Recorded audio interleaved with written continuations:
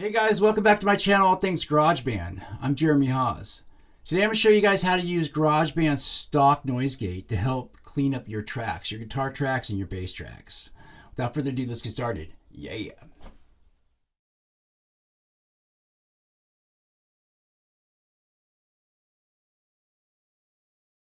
Alright guys, so here we are in GarageBand. So I've got a track here I just made just to show you guys kind of how a noise gate works, okay?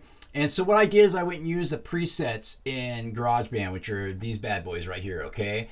I usually don't use these anymore. I mean, when I first started out in GarageBand, like 15 years ago, whatever, I used them because they're just an easy way to just kind of lay down a track real quick. All the plugins are in line for you. They've got everything set for you. But the only thing is that they have crazy amount of distortion. Like I said, crazy amount of plugins. It's insane. Crazy amount of pedals, all turned up to the max usually.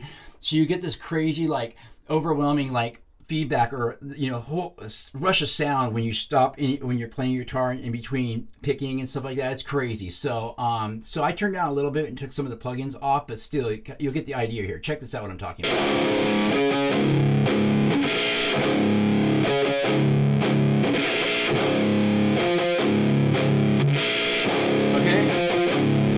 So that I just did this to kind of show you that's what you get. So so here we go. So usually the presets come with the stock Logic or the stock noise gate.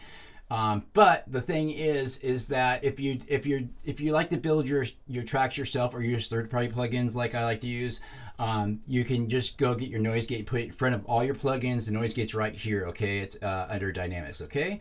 But usually if you're using the presets like this, they come with one in front of it already. But let me show you how this works. Let me hit play and I'll turn it slowly and show you how it starts cutting out that noise. And then you don't want it to cut out too much because then it'll start cutting out your actual play.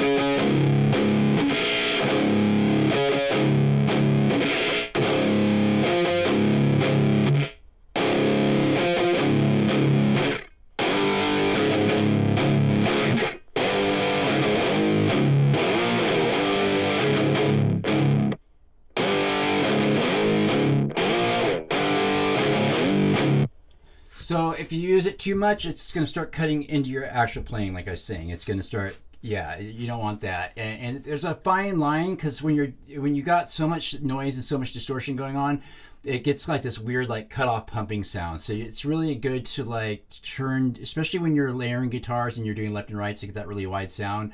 You want to turn that gain down as far as possible. Okay, I'm talking about low, like where it's like almost unbearable to play it with it like that way. But when you start stacking guitars, the distortion stacks and it gets louder and louder. So it makes up for it. All right, guys, if you guys want to see more videos like this, please check out my channel, All Things GarageBand.